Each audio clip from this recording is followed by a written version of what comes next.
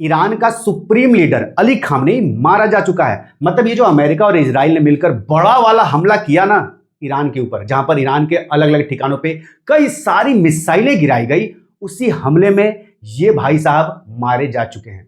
दरअसल आप सबको मैं बता दूं यहां पर कि ये जो हमला किया, ये ऐसे ही हमला नहीं कर दिया अमेरिका और इजराइल ने मिलकर। यहां पर पूरी जानकारी इकट्ठा की गई इन दोनों देशों के खुफिया एजेंसीज द्वारा। किस तरीके की जानकारी? तो यहां पर आप सबको पता है कि अमेरिका की जो खुफिया एजेंसी वो CIA है और इजराइल की खुफिया एजेंसी मोसाद है। इन दोनों खुफिया एजेंसीज ने मिलकर यह जानकारी इकट्ठा की कि ये भाई साहब यानी कि खामनेई कहां छिपे हुए हैं, किस जगह पे हैं। बाकी ईरान के जो टॉप लीडर्स हैं जो कि अमेरिका के लिए, इजराइल के लिए खतरा है, वो सब कहां पे छिपे हुए हैं।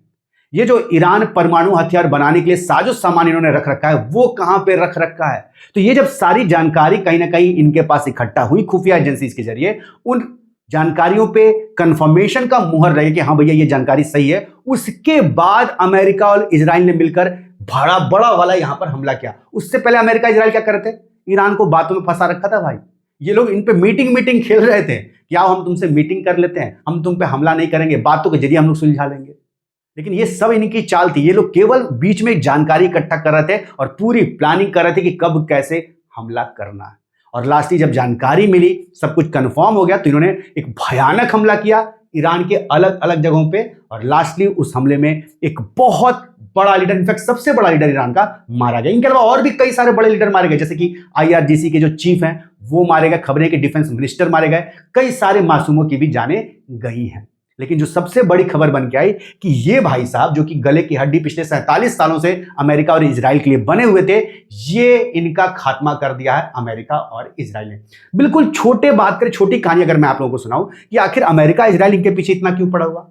दरअसल 1979 में ये ईरान की सत्ता में आते हैं। 1979 से अगर हम लोग पहले बात करें तो ईरान कुछ और हुआ करता था। वो प्रो अमेरिकन वहां पे गवर्नमेंट थी और जो वहां पे कल्चर था ईरान का, वो वेस्टर्न कल्चर था। वो लोग बिल्कुल जैसे वेस्टर्न में कपड़े पहनते वैसे ही कपड़े पहनते थे। तो वो सब कुछ अमेरिकन फॉलोअर्स थे, मतलब एक तरीके से बोल लेते हैं, वेस्टर्न कल्चर था। लेकिन 1979 में एक बहुत बड़ा रिवॉल्यूशन होता है ईरान में। उस रिवॉल्यूशन के बाद ये सत्ता में आते हैं और ये जब सत्ता में आते हैं तो भाई ये तो एंटी अमेरिकन, ये प्रो मतलब बिल्कुल कट्टरपंथी विचारधारा, तो सब कुछ बदल के वहां से रख देते हैं। ये बिल्कुल जो वेस्टर्न कल्चर था उसको खत्म करते हैं, बिल्कुल इस्लामिक कल्चर, और उसको बहुत ही सख्ती से फॉलो करते थे।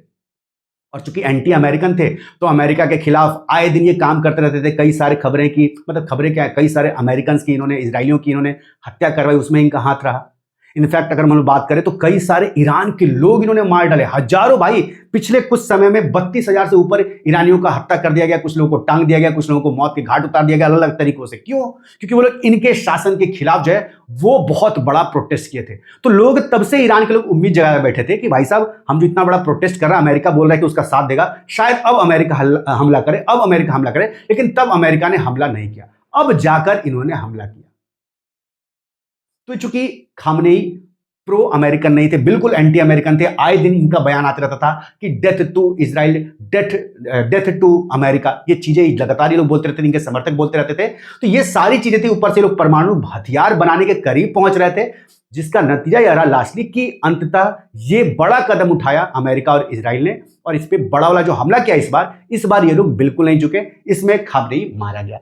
अब यहां पे जब ये हमला हुआ तब ईरान के तरफ से ये खबरें आ रही थी कि ना ना ना, मरे नहीं है, ये जिंदा हैं, हम लोग इनको सेफ लोकेशन पे पहुंचा दिए भाई। तो अब हाँ ना में था, मरे हैं कि नहीं मरे। लेकिन यहां पर डोनाल्ड ट्रंप कहां पीछे रहने वाले।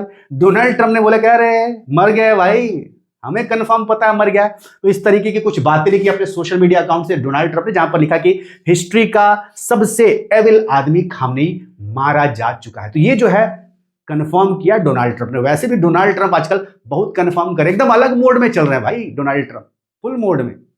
लेकिन यहां पर इनकी बातें सच हैं, बहुत जगह झूठ है, जैसे भारत पाकिस्तान केस में क्लियर झूठ बोल रहे थे भाई साहब, लेकिन यहां पर इनकी बातें सच है। क्यों सच है? हम क्यों मान लें कि भाई ये सच बोल रहे हैं? इसलिए मान लें क्योंकि एक तरफ जहां तेहरान की न्यूज एजेंसी आधिकारिक तौर पर वो लोग कंफर्म कर चुके हैं, वहीं दूसरी तरफ अगर हम लोग बात करें तो यहां पर देखिए ये कुछ खबरें आ रही हैं, और इन खबरों को देखकर आपको यह पता चलेगा कि जो इजराइल की एजेंसी है वो कितनी खतरनाक है। मोसाद जो कि इजराइल की खुफिया एजेंसी है, खबरें यह हैं कि भाई साहब जब खामनेई मारा गया, मिसाइलें गिरी, खामनेई मारा गया, मोसाद के एजेंट्स कहीं ना कहीं आसपास होंगे, तभी तो वो लोग उसकी डेड बॉडी का फोटो खींचे हैं। जी हाँ, ये खबरें देखिए, यहां पर आप पढ़िए।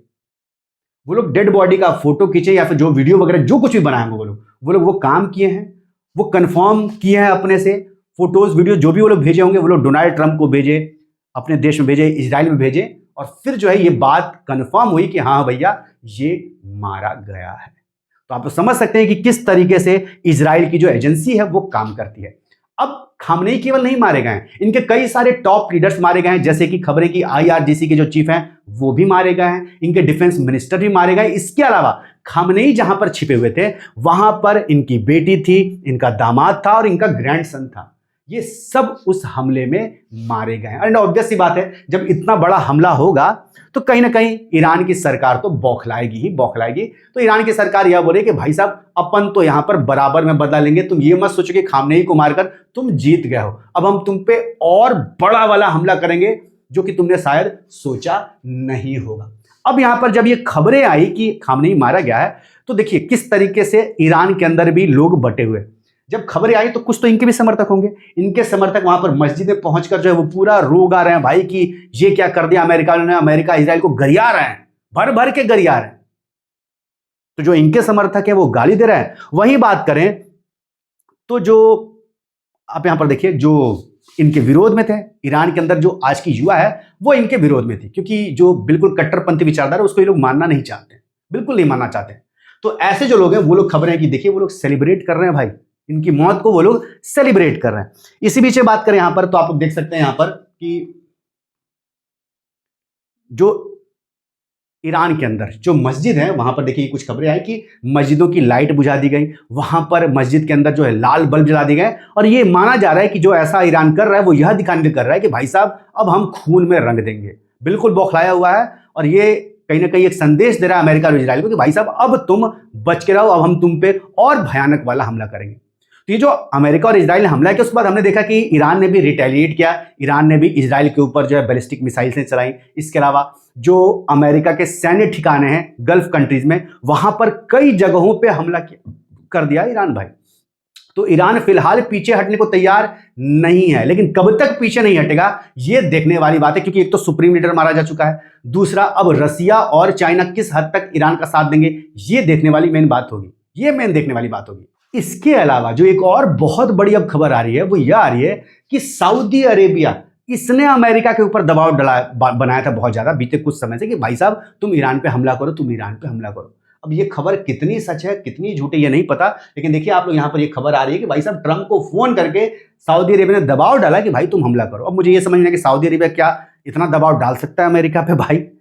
क्या अमेरिका का मूड यहाँ पे नहीं था? मेरे ख्याल से ठीक है इसने बोला भी होगा, लेकिन अमेरिका तो पहले से उसकी पूरी प्लानिंग थी इजराइल के साथ मिलकर कि हमला करना है। तो ये कुछ खबरें आ रही हैं, और साथ ही साथ यहाँ पर चूंकि हमला हुआ है तो ईरान ने भी भाई साहब अल्टीमेटम दे दिया है कि अब हम तुमको छोड़ने वाले तो है नहीं। इसी बीच जो ईरान के प्रेसिडेंट हैं वो भाई एकदम फिलहाल यही सब कुछ अब देख रहे हैं खामनेई की मृत्यु के बाद। तो इनका ये बयान आया कि भाई साहब ये जो तुमने खामनेई को मारा है ना ये बहुत बड़ा क्राइम किया है, और इस क्राइम का भुगतान अमेरिका और इजराइल तुमको करना पड़ेगा। हम आने वाले समय में तुमको बताएंगे कि तुमने कितनी भारी गलती कर दी है, बड़ा वाला हम हमला करेंगे। अब देखना यह है कि जो ईरान है वो किस कदर हमला करता है अमेरिका और इजराइल के ऊपर। क्या वो अपने ड्रोन से पूरा हमला करता है? मतलब आपको जानकर आश्चर्य होगा कि अमेरिका ने अपने 2 युद्धपोत आसपास तैनात किए ईरान के आसपास। एक युद्धपोत पे लगभग 6000 सैनिक, 2 युद्धपोत पे 12000 सैनिक, उसके अलावा अन्य कई सारे सैनिक। तो अगर ये अपने ड्रोन्स के जरिए बैलिस्टिक मिसाइल के जरिए बहुत ज्यादा एक ही बार संख्या में छोड़ता है उन युद्धपोतों पे, तो भाई साहब उन सैनिकों की जान तो खतरे में है ही है। इसके अलावा जो खाड़ी देशों में यानी कि गल्फ कंट्रीज में जो अमेरिका के बेसिस वगैरह हैं वो भी बहुत ज्यादा खतरे में है। तो देखना है कि अब ईरान किस हद तक रिटेलिएट करता है, या फिर कुछ समय वो सरेंडर बोल जाता है। और सरेंडर बोलना मतलब साफ है कि अमेरिका जो है वहां पे तख्ता पलट करेगा, अपने मतलब की सरकार बनाएगा। और कई सारे जो ईरान के लोग हैं वो कहीं ना कहीं, जो खासकर आज के लोग हैं, खबरें हैं कि वो कहीं ना कहीं चाहते हैं कि भाई साहब खामनेई को मार दिया जाता तो ज्यादा अच्छा रहता, लेकिन वहीं कई सारे उनके समर्थक भी हैं। बाकी आपका क्या कहना है इस पूरी खबर को लेकर?